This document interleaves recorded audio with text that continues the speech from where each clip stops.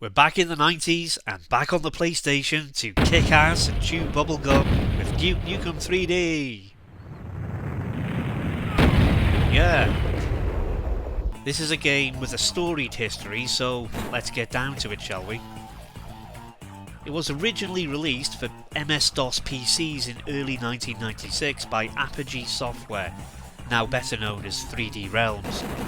In the years since then, however, it's had many expansions and extras added to it, and it's been released on pretty much every platform under the sun since then, from the Sega Mega Drive to the Nintendo Switch.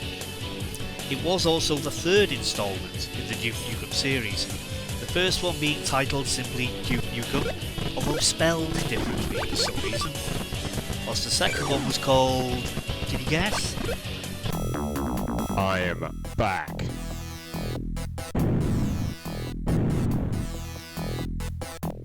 There you go. As you can see, the first two games were platformers, like 90% of games back then. Duke 3D, however, was a first-person shooter, a new genre of video game that took advantage of the increasing power of home computing at that time and was set to become one of the dominant genres of video games in the coming decades.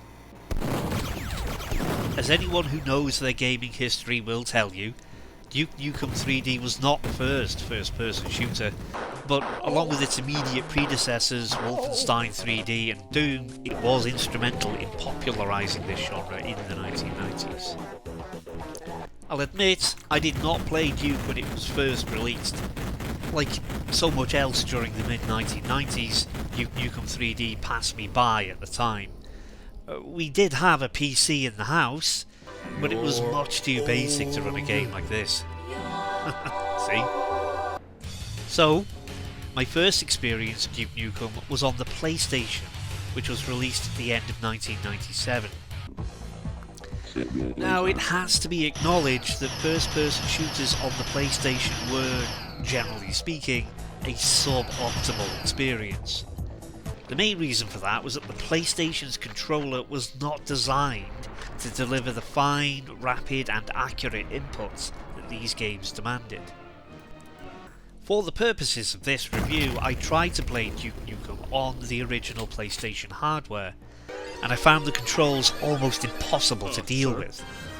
Funny though, because I don't recall having any problems with the controls at the time. Mind you, I didn't get out of breath walking up the stairs back then either. So we can't eliminate the possibility that the ravages of time might be the culprit here.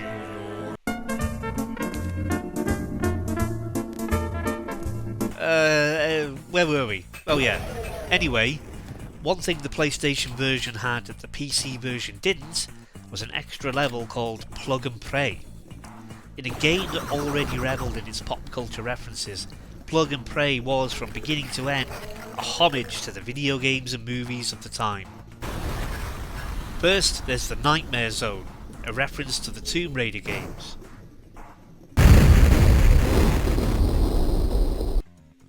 Then, there's Trackside Tragedy, a nod to the futuristic racer Wipeout.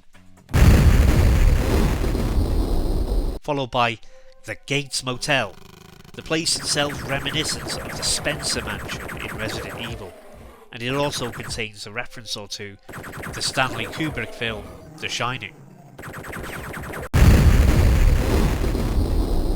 My favourite though is Duke Royale, a love letter to the Tarantino films Reservoir Dogs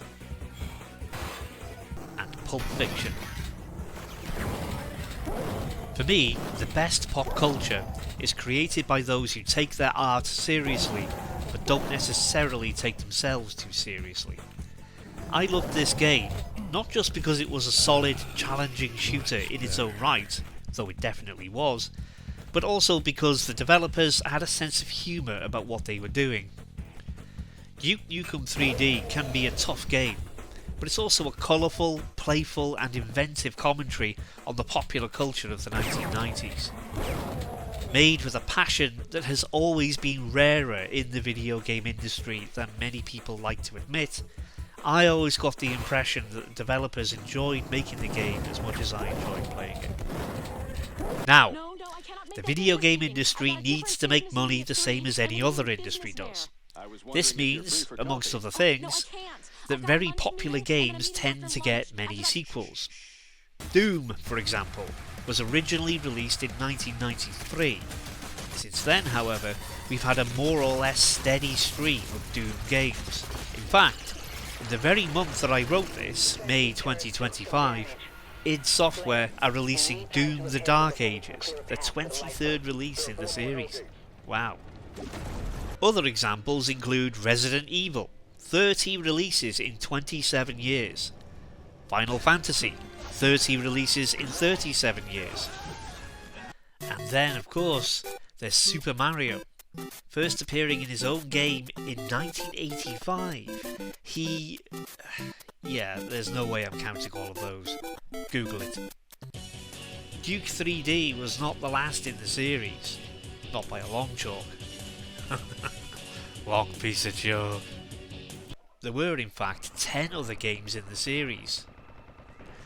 Although the next Duke game, Time to Kill on the PlayStation, was well received, and I liked it certainly, the general quality of these games did drop off pretty badly thereafter. AA rather than AAA.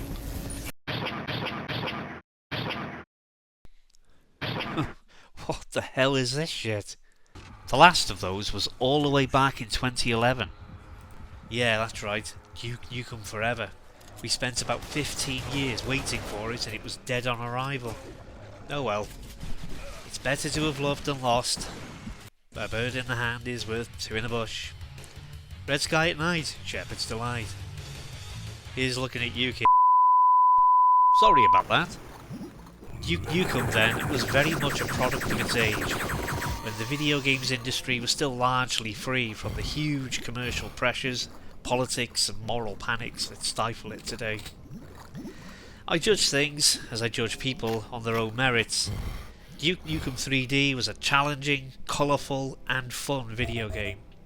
A game I still occasionally go back to, though not that clunky old PlayStation version. This is why Duke Nukem 3D is in Surly's Hall of Fame.